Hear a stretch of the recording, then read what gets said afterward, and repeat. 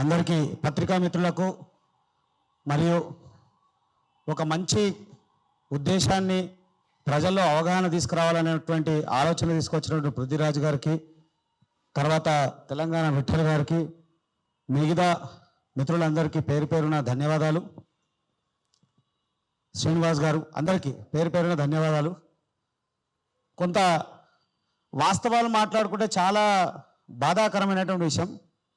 ముందుగా నా పరిచయం కూడా ఇస్తారు 2 నిమిషాలు. ఆర్యవైశ్య చైతన్య పోరాట సమితి అనేటువంటి సంస్థకు జాతీయ అధ్యక్షుడిగా ఉన్నాను. 26/1/2023 ఇదే ప్రెస్ క్లబ్లో మార్వాడీల యొక్క దౌర్జన్యమే కానీ, వారు చేస్తున్నటువంటి వృత్తులే కానీ, వారు వల్ల వైశ్యులు ఎంత అన్యాయం అవుతున్నటువంటి ఆలోచనతో ఇక్కడ గతంలో ఒక సమావేశం పెట్టినప్పుడు నేను ఎదురైనటువంటి సమస్యలు చాలా వర్ణాతీతం, ఎవరు చెప్పలేనటువంటి పరిస్థితులు. నాకు ఒక 2-3 నెలలు ఫోన్లు రోజు ఎవడో ఒకడు ఫోన్ చేస్తాడు, ఏదో మాట్లాడతాడు. అయితే బాన్ ఆఫ్ బర్త్ హైదరాబాద్ కాబట్టి అరే బోల్రే నేను కూడా బూతులు ఎత్తుకునే వరకు వాడు ఆగిపోయాడు, లేకపోతే మామూలు విషయం కాదు.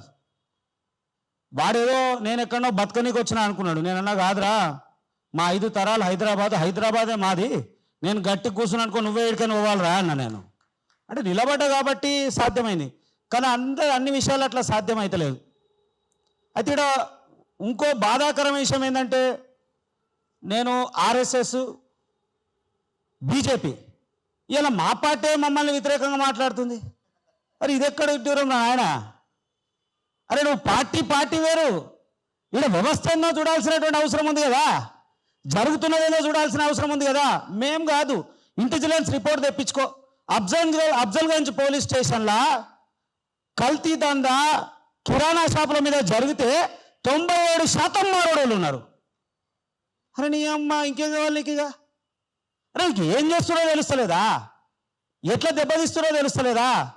అరే వైశ్యుల పరిస్థితి, నేను 2011 అక్టోబర్ 2 గాంధీ గారి స్ఫూర్తిగా మీలాంటి అంత మేధావులు అంటే ఎవరెవరు సామాజిక వర్గం తెలంగాణ ఉద్యమం చూసినా, అనేక ఉద్యమాలు చూసినా, అనేక కుల సంఘాలు చూసినా, కుల సంఘాలతో కూడా బీసీ సంఘాలతో కానీ, ఎస్సీ ఎస్టీ సంఘాలు కానీ, లేదా దళిత సంఘాలు అందరితో మంచి పరిచయం ఉన్నప్పుడు, మీ అందరితో నేర్చుకున్నప్పుడు నా జాతికి ఎందుకు చైతన్యం రావద్దనేటువంటి ఆలోచనతో అక్టోబర్ 2, 2011 ఆర్యవైశ్య చైతన్య పోరాట సమితి ఆర్థికంగా, విద్యాపరంగా, రాజకీయంగా ఎదగాలనేటువంటి ఆలోచనతో అప్పుడెప్పుడో స్టార్ట్ చేసినప్పుడు అనేక సమస్యలు ఎదుర్కొన్నప్పుడు నాకు ఊరూరు అర్థమైన విషయం ఒకటే, చాలా అత్యధికంగా వైశ్యులు నష్టపోవడానికి గల కారణాలు మేధావులకు 4 విషయాలు చెప్తా. వారు గ్రామీణ వాతావరణం నుంచి అయినా మళ్ళీ మీకు చెప్తా.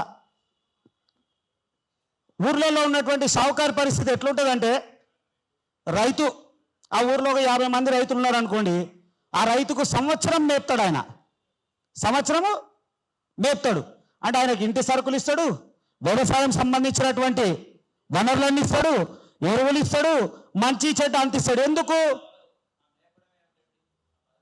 సంతోషం, సహాయం చేస్తాడు అనుకుందాం. సరే సహాయం చేస్తాడు, మనం దాని తర్వాత కూడా మీరు చెప్పాలి సార్, అది కూడా మీరు నోట్ చేసుకోండి. సహాయం చేస్తున్నాడు ఎవరు? షావుకారి. ఎందుకు?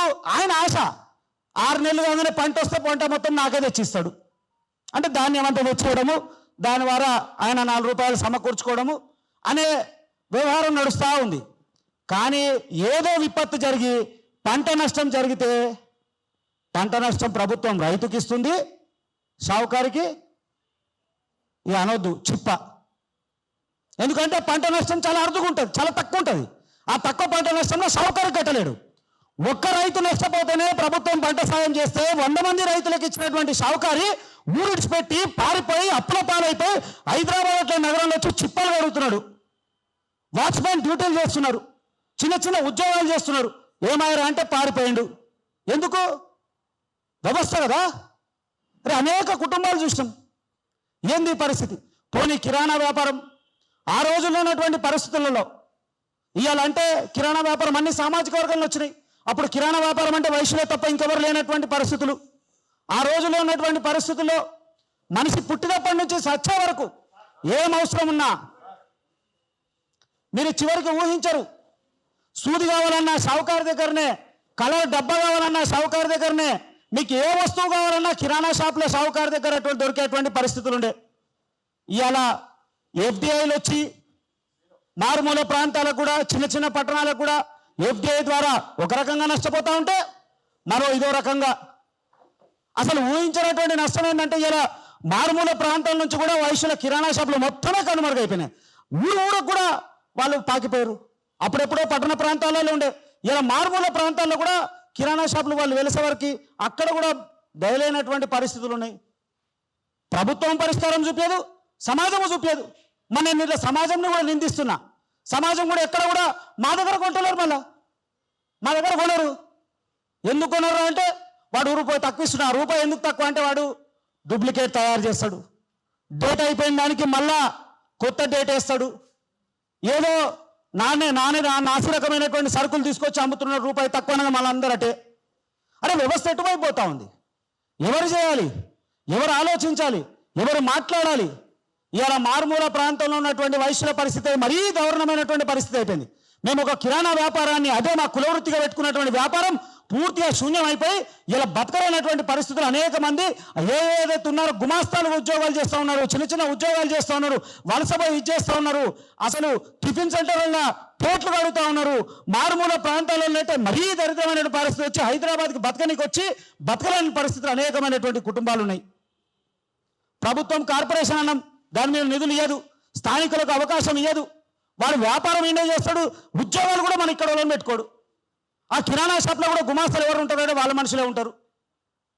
సరుకు నాణ్యమైన సరుకులే ఉండదు, ఆ ఉండే పరిస్థితి ఉండదు. మా అక్కడ కొనేవాడు మనవాడు కూడా కొనడు. అరే ఎక్కడ పోతా ఉంది పరిస్థితి?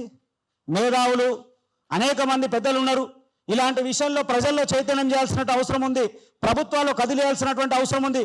చెప్పుకుంటూ పోతే అనేకమైనటువంటి బాధలు, ఈ కాగితం రాసుకున్న సరిపోయినటువంటి బాధలు ఉన్నాయి. అందరు ఉన్నారు కాబట్టి అందరూ మాట్లాడాల్సిన అవసరం ఉందని చెప్తా ఉన్నా. మళ్ళీ కొంతమంది మాట్లాడుతూ ఉన్నారు, రోహింగ్యాలతో మాకేం పని, వాళ్ళకు మాకేం సంబంధము? మేము వాళ్ళని అన్నామా? ఇప్పుడు వాళ్ళని ఎవరు చూడాలి? ల్యాండ్ ఆర్డర్ చూస్తుంది, పోలీస్ డిపార్ట్మెంట్ చూస్తుంది, ప్రభుత్వం చూస్తుంది, దేశ రక్షణ చూస్తుంది, వాళ్ళు చూడాలి. మాకేం సంబంధం వాళ్ళకు? మాకు ముస్లింలు, అరే ముస్లింలకు మాకేం సంబంధమయ్యా? మమ్మల్ని ఎవడు అన్యాయం చేస్తున్నాడు వాని గురించి మాట్లాడుతున్నాం మేడం. మేము వాడు అన్యాయం చేస్తాడు వాని గురించి కూడా మాట్లాడతాడు.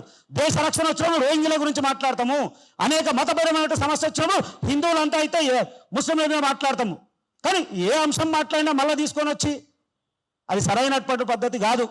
నిజంగా కూడా పార్టీలు, నాయకులు, మేధావులు అందరూ కూడా ఆలోచించాల్సినటువంటి అవసరం ఉంది. ఎవరిని వ్యాపారం చేయొద్దని అంటలేను, చేయమనండి వ్యాపారం, చట్టబద్ధమైనటువంటి వ్యాపారం చేయాలి. అట్లా చేయరు.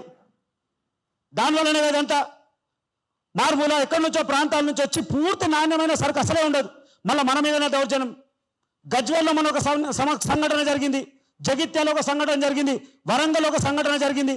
పోనీ ఎవరైనా మన వాళ్ళు మాట్లాడితే మన మీదనే వాళ్ళు తిరుగుబాటు చేస్తూ ఉన్నాడు. అరే నువ్వు దాడులు చేసే సంస్కృతి ఎక్కడిది? నువ్వు సమస్య ఉంటే పరిష్కరించుకోవడానికి స్థానిక పోలీస్ స్టేషన్ ఉంది, మాట్లాడు చెయ్యి. వాడు ఇక్కడనే వచ్చి మన పైసలే తిని మన దగ్గరనే అయ్యి బలిసి మన మీదే కొడితే ఎట్లా? ఇది చాలా దౌర్భాగ్యమైనటువంటి పరిస్థితి. ఇవన్నిటినీ అందరూ ఆలోచించాల్సినటువంటి అవసరం ఉందని మరొకసారి తెలియజేసుకుంటూ ఈ వేదికకు అవకాశం ఇచ్చినటువంటి పెద్దలందరికీ ధన్యవాదాలు. జై హింద్. అసలైన తొలి వెలుగు. ఫాలో వాట్సాప్ @తొలి వెలుగు official.